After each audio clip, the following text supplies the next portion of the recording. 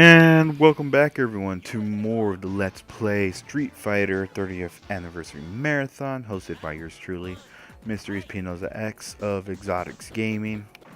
And today it is the final part of Super Street Fighter 2, the new challengers. And sorry if I sound like I'm out of it, it's just been a really long day. But, I actually have some time to record stuff. So let's go ahead and get on with the playthrough. So yeah, and that's one thing I've noticed as well. I think this happened in hyper fighting, and I think so in Champions Edition. I'm really not sure. I'm not 100% sure if it happened in World Warriors as well. But every time I start the final part of each Street Fighter 2 playthrough of this marathon, I always start fighting with Zangief. Like, it's crazy. Hyper fighting, the final part of hyper fighting, I fought Zangief the first fight. I think I did with Champions Edition. I'm really not sure. I think I have to go back to it. But so far, I think that's been pretty much the running gag of this whole marathon is, hey, it's Zangief you have to face, continuing the whole playthrough. So it's pretty crazy.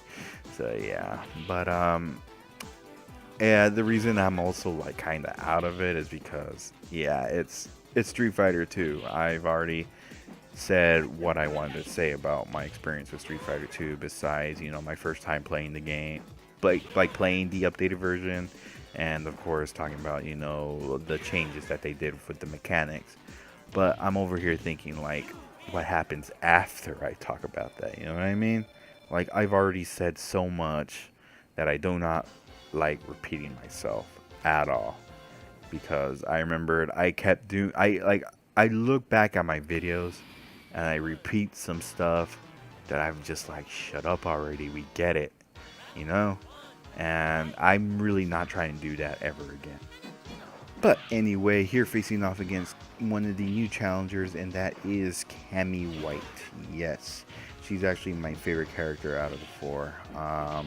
I think we faced all three of them three of them so far, but we have not faced yet. What I've noticed as well is Fei Long. Pretty much the fourth new challenger, and I wanted to talk about him a lot, when we pretty much face him, but I guess we'll have to wait until the next Street Fighter 2 game. So yeah, but anyway, pretty much Cammy, she's part of this group called Delta Red, pretty much like Spec Ops, pretty much. But her origins weren't really told as much in Street Fighter 2, besides her character ending. Like when you defeat Bison and you get her character ending, pretty much, she wants to know from Bison who she was, because she's like, familiar of who M. Bison was. And then M. Bison would tell her like, how could you forget, Cammy, I had feelings for you, pretty much saying that, we used to be lovers and all that. And then, Cammy was just kind of like disgusted and everything, like, I wouldn't I would never fall in love with a man like that, And then that's when she meets up with her fellow crew of Delta Red, and stuff, pretty much telling her like, you can't believe him and everything and all that. So yeah, but yeah, we kind of get a glimpse of who Cammy White was, but we don't get more of it until much further into later Street Fighter games. I think in Street Fighter in Alpha series, we get we kind of know we figure out who she was before, and then I think in Street Fighter 4 we get more of that. You know what I mean? Kind of like those type of game series. So yeah. But anyway, here facing off against Balrog, we are now in the four main bosses of Shadaloo. Again, defense. That's all that counts. Defense. If your character knows how to throw projectiles, use them. And of course, if your character knows a shoryuken, you can use that as an anti-aerial. So yeah, I don't want to repeat myself that I've already not said. So yeah. But Oh, look at the stage though. It literally looks beautiful. I mean, I've when I went to Las Vegas, it was a really fun time because I literally blasted the heck out of Balrog stage. Like, I literally, you know, put it on full blast, while driving with my brother. And then, my brother recognized the song and he just kind of like let it be. And then I remembered I got some guys like, hell yeah, man, Vegas, Balrog, Vegas, Street Fighter. It was freaking, we've had like a lot of people like recognize the song. So yeah, so that's like, and that was literally like the first time I ever been to Vegas, and I've waited for that moment, whenever I told myself too, if I ever go to Vegas, for the first time, I'm literally blasting this song, way up. I don't care what anybody says. So yeah, that, and of course, night, Casino Night Zone from Sonic the Hedgehog 2. Yeah, those two songs for sure. But anyway, here defeated Balrog. I'm actually glad they brought Balrog stage in Street Fighter V. Like, I'm telling you, they literally brought back Ryu stage, Balrog stage. I'm pretty sure they're gonna bring back Sagat stage. They brought back Cammy, Guile, and Bison. I want more though, Capcom. I want more. I want Ken stage. I want Chun-Li stage. I want, Fei Long stage. Well, I know they're not going to put Fei Long because he's not in it. But hey, just put it there anyway. But I also want them to like bring back some of the officers. I remember somebody commented, this on my one of my videos, saying that they should bring back the Australian Outback stage from Alpha 2. More on that when we get to there, because I don't want to explain what it is. I have to show you guys. But of course, I'm just trying to get through Street Fighter 2 fast so we can get to that part. You know what I mean? So yeah. But anyway, here facing off against Vega once again. And I think I never mentioned this, but I think I did mention this in the playthrough of Street Fighter 1. Vega is not known as Vega in Japan. Vega is known as Balrog in Japan. And Balrog is known as M. Bison. Yeah, I'm trying to remember. Yeah, it was M. Bison, pretty much, because Japan literally made a character inspired by, professional heavyweight champion Mike Tyson. I'm pretty sure everyone knows who Mike Tyson is. Mike Bison, get it? Of course, it was switched around because, the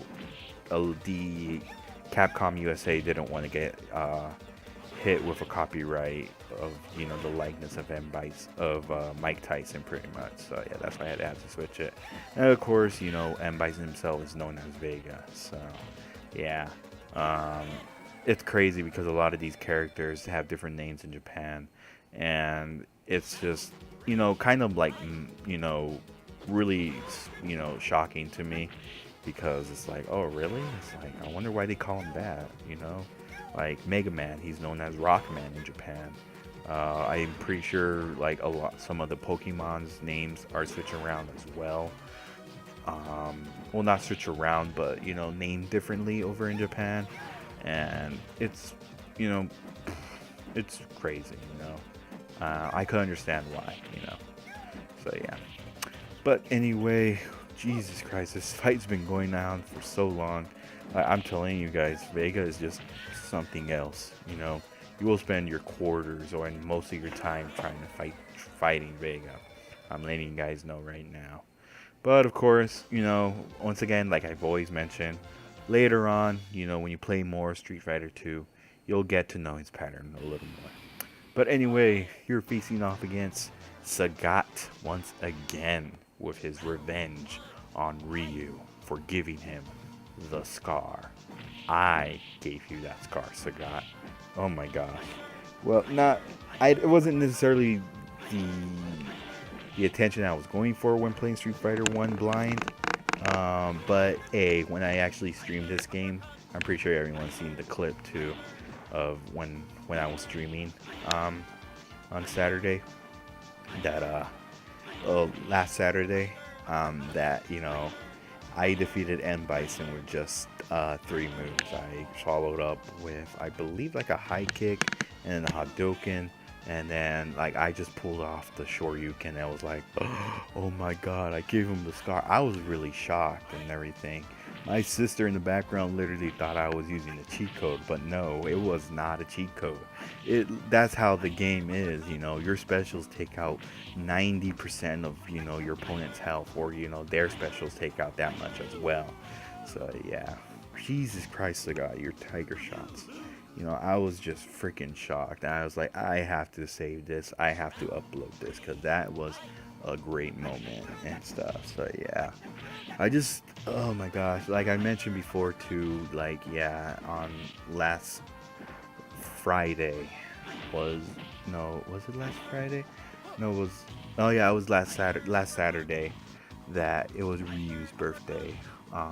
Pretty much anyone who's played the console version, like the Super Nintendo, I think also the Sega Genesis as well, they tell each birthday of each character, and it happened to be Ryu's birthday on July 21st. I forgot what year it was. I think it was 64, 74. I really don't remember. But he would have, if he was, a real person, he would have been 54 pretty much. I did the math as well. And I literally take that as an actual birthday, because that's the birth of, a character that I've pretty much looked up to. And that's saying a lot, because, Ryu's a fictional character, but it goes to show that a fictional character can mean so much to you and could teach you a lot, by just watching him, or playing as him if he's a video game character, or if he's like a fictional character in a book, and you read about like the stuff he does, and that, that pretty much inspired you. Pretty much me learning more about Ryu and his origin stories, like literally, makes me, respect the man pretty much, He never gives up, no matter how tough the fight is. So yeah, here facing off against Bison once again. And as you notice as well, there's actually more people in the background than, his other stages from, the CPS1 Street Fighter 2 game. So yeah, yeah, Bison has just always been that character to just eat your quarters up. Oh my gosh, so many times. I remember one time, I think it was like the 3rd time playing Street Fighter. It literally didn't, like, no, it was an arcade version. I literally, freaking forced my dad, whatever quarters he had, until I actually could beat this guy. My dad literally told me, no more after this. I'm like, just one more. Like, no more. It's like, come on. It's like, you have to leave now. It's like all the clothes are dried and they're already put in the car. I'm like, come on, just one more. And he eventually did. And I got to finally defeat him. I was really happy. But anyway, finally defeated Bison. Here we go again. As the award ceremony begins, the crowd can be heard whispering, "Where is the champion? Where is Ryu? Where is Ryu?" as his admirers chant his name. Ryu, Ryu, Ryu, Ryu, Ryu, Ryu, Ryu, Ryu. Already seeking the next challenge. Ceremony means nothing to him. The fight is all. Look at that. CPS2 did his ending so freaking well. Freaking love it, man. Freaking love it.